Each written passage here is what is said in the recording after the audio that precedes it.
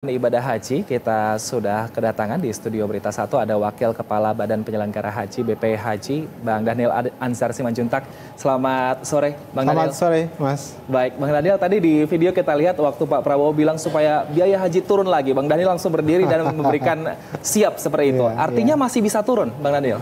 Iya, memang Presiden berharap bahwasannya biaya penyelenggaraan ibadah haji itu bisa diturunkan.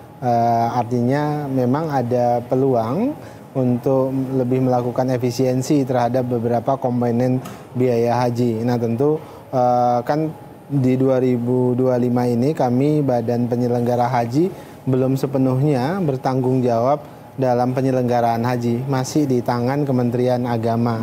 Namun seiring nanti dengan revisi undang-undang kemungkinan 2026 seluruh otoritas perhajian itu ada di bawah kendali Badan Penyelenggara Haji yang memang dibentuk oleh Presiden. Nah, Presiden memang sejak awal ingin ada komponen-komponen biaya yang bisa diturunkan.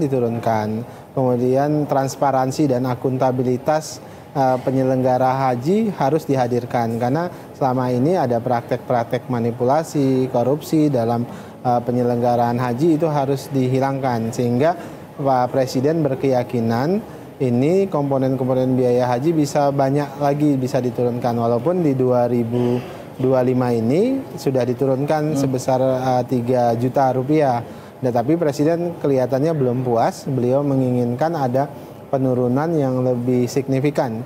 Makanya nanti ketika otoritas perhajian terutama yang untuk tahun depan 2026 kami ingin pastikan telusuri secara detail komponen-komponen biaya mana saja yang memungkinkan untuk bisa diturunkan sehingga kita bisa memenuhi perintah Presiden agar biaya penyelenggaraan ibadah haji itu bisa turun lagi tahun 2026 nanti. Baik, dari skema yang sudah mungkin telisik oleh Badan Penyelenggara Haji, Bang Daniel, kira-kira mana lagi yang kemungkinan bisa diperas lagi angkanya supaya tahun depan ketika BP Haji sudah berpegang penuh terhadap penyelenggaraan haji, ini bisa lebih turun lagi angkanya tahun depan? Misalnya contohnya ya penerbangan, kan hampir 70% komponen biaya haji itu ada di penerbangan. Nah selama ini jamaah itu terkait dengan biaya penerbangan mereka membayar pesawat charter, artinya pulang pergi mereka harus tanggung. Artinya ya kalau diasumsikan mereka tuh seperti membayar 4 tiket karena ketika balik lagi pesawatnya kosong.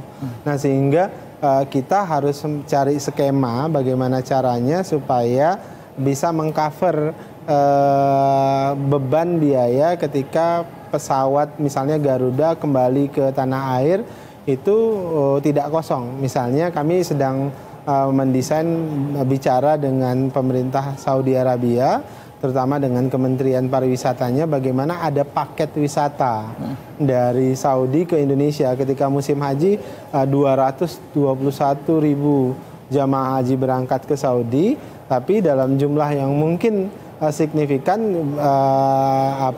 orang Arab Saudi atau Timur Tengah itu bisa berwisata ke Indonesia, apalagi kan itu musim yang musim haji biasanya musim panas. Nah mereka bisa berwisata dengan paket tiket pesawat yang diskon 50% misalnya.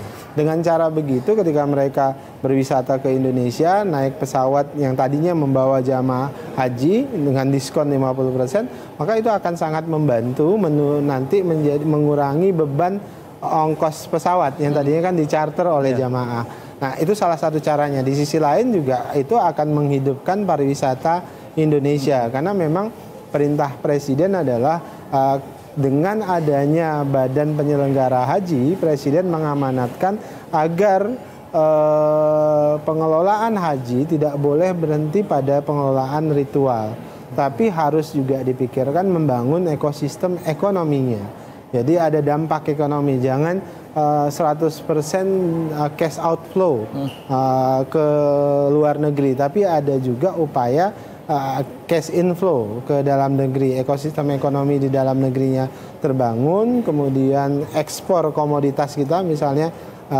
bumbu, makanan, segala macam itu juga bisa maksimal dilakukan ke luar negeri. Jadi komponennya salah satu penerbangan. Kedua ya tentu misalnya kita akan telisik lagi terkait dengan catering, terkait dengan akomodasi dan sebagainya. Jadi banyak komponen biaya yang untuk memenuhi perintah presiden tersebut kita harus telusuri secara detail.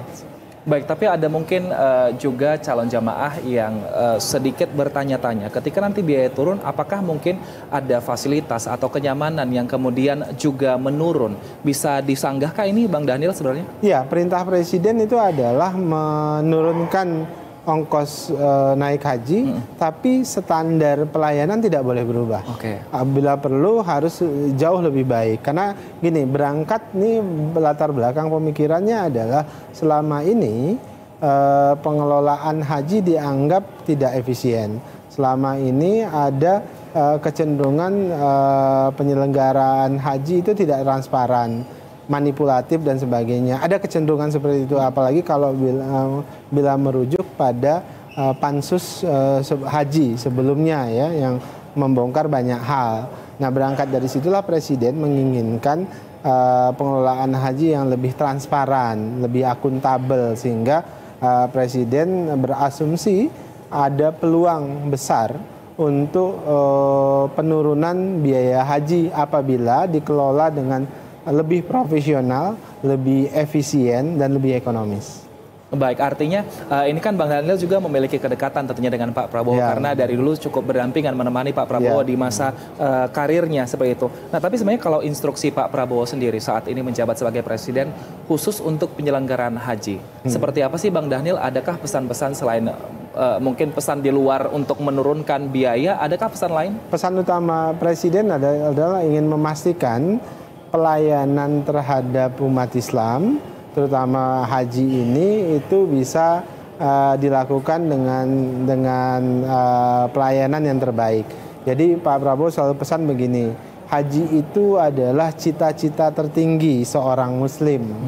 Maka saya ingin memfasilitasi cita-cita tertinggi tersebut agar tercapai dengan memuaskan. Jadi Pak Prabowo memberikan simbolisasi ingin memfasilitasi cita-cita tertinggi seorang Muslim, yaitu naik haji. Maka kita harus bantu cita-cita tersebut dengan baik. Itu pertama. Kemudian kedua, Pak Prabowo atau Presiden melihat haji itu adalah salah satu potensi kekuatan ekonomi Indonesia.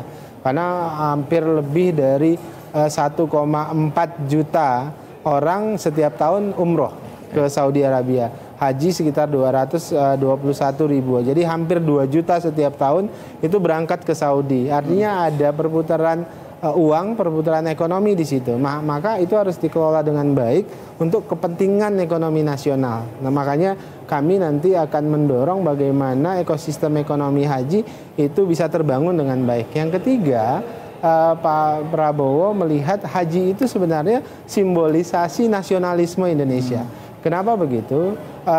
Dulu para bapak bangsa kita itu ketika pulang dari Mekah itu justru berkontribusi besar terhadap gerakan kemerdekaan, berkontribusi besar terhadap perlawanan terhadap penjajah, berkontribusi besar terhadap pendidikan anak-anak Indonesia. Contoh, Haji Omar Said Cokro Aminoto.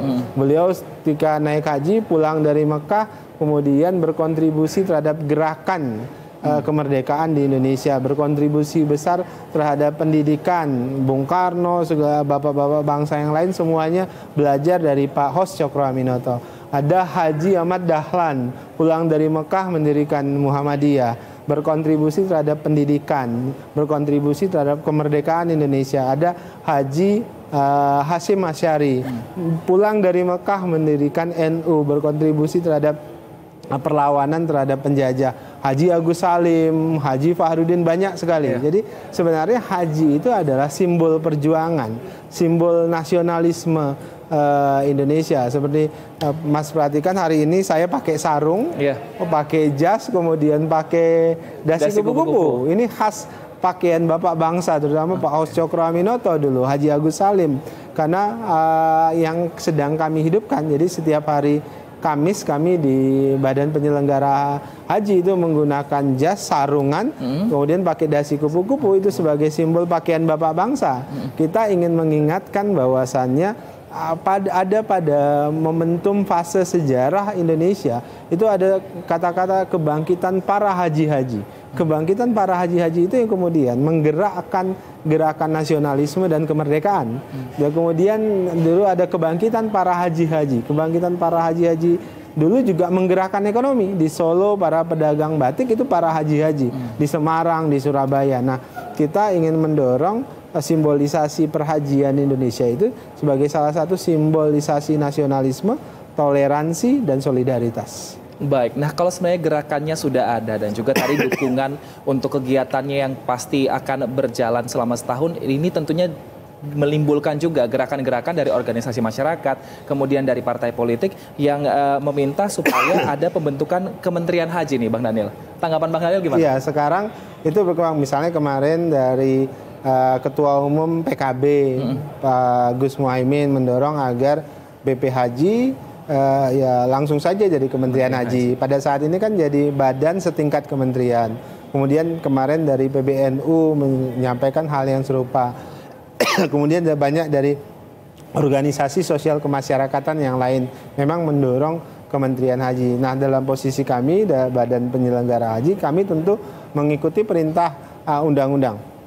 Apapun undang-undang nanti disusun dan harus seperti apa konstruksi institusionalisasi dari Badan Penyelenggara Haji, tentu kami ikut dan kami fokus pada tugas-tugas kami ke depan. Kemudian kedua, tentu sesuai dengan perintah dari Presiden. Presiden menghendaki lembaga ini seperti apa, kami ikut perintah Presiden. Yang jelas fokus kami adalah memastikan, tadi saya sebutkan trisukses sebenarnya, sukses hajinya atau ritualnya, sukses ekonomi hajinya, dan sukses peradaban dan keadaban hajinya. Itu saja fokus kami.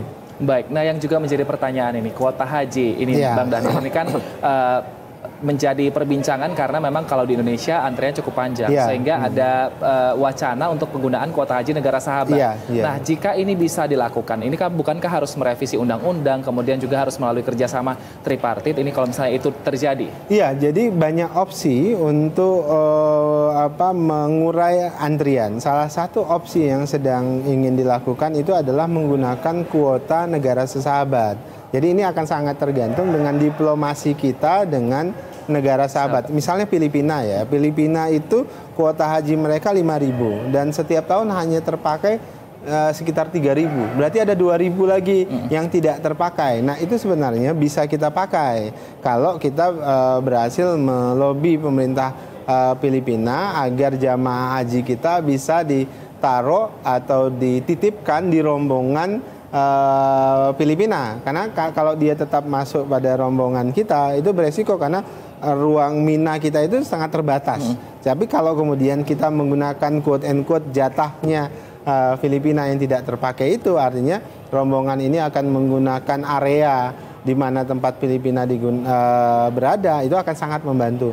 Pun misalnya Uzbekistan, Kazakhstan itu rata-rata juga banyak yang tidak terpakai kuota hajinya. Nah, itu nanti dengan DPR kita akan bicara dan akan coba melakukan pembicaraan bilateral dengan masing-masing negara untuk memastikan bisa menitipkan jamaah haji kita atau menggunakan kuota mereka untuk kepentingan jamaah haji kita. Nah, itu salah satu cara. Cara berikutnya tentu adalah memperbaiki data psikohat kita.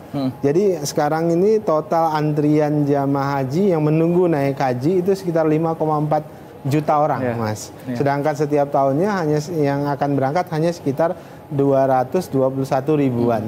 Jadi sangat panjang. Bahkan di Sulawesi Selatan ada yang 40 tahun antriannya. Jadi kita berusaha coba perbaiki data kita, jangan-jangan ada di data-data kita yaitu yang double-double. Makanya kami ke depan di BP Haji ketika mengelola data haji ingin memastikan ini transparan. Jadi bisa diakses semua pihak. Jadi tidak ada yang bermain-main dengan data haji, bahkan cenderung misalnya melakukan transaksi terkait dengan data haji untuk merubah antrian. Nah, itu yang kita ingin rubah ke depan. Jadi kita pastikan langkah-langkah ini kita lakukan di masa BP Haji memiliki otoritas penuh perhajian. Baik, Bang Daniel, saya cukup tertarik tadi dengan gerakan mungkin haji untuk nasionalisme Indonesia. Nah, kira-kira adakah mungkin setelah haji tidak hanya ibadah untuk diri sendiri, artinya harus berbagi juga dengan masyarakat Indonesia. Pendampingan adakah yang akan dilakukan rencananya supaya ini dampak dari haji ini ibadahnya tidak hanya untuk diri sendiri, tapi juga bermakna untuk masyarakat. Jadi di Badan Penyelenggara Haji, kalau nanti selesai revisi undang-undang, kita berhadap salah satu tugas dari BP Haji itu adalah pembinaan pra dan pasca haji. Jadi kita mendefinisikan kemabruran, mabrur haji itu dia memberikan manfaat kepada manfaat untuk dirinya, artinya kesolehan pribadinya semakin meningkat setelah naik haji, adabnya, akhlaknya itu semakin baik. Namun kemudian tidak cukup seperti itu, kesalehan sosialnya juga harus lebih baik. Artinya kemabrurannya itu kebermanfaatannya terhadap bangsa, terhadap lingkungan, terhadap orang lain, itu juga harus lebih baik. Tadi berangkat dari sejarah kita, para haji-haji bapak bangsa kita, setelah beliau pulang dari naik haji, justru kontribusinya terhadap masyarakat itu semakin luas. Jadi jangan dimaknai sekedar haji itu ibadah kemudian selesai. Tapi gimana caranya merawat kemabruran supaya dia bisa punya manfaat buat orang lain, punya manfaat buat lingkungan, punya manfaat buat bangsa dan negara. Nah, itu yang kita siapkan nanti.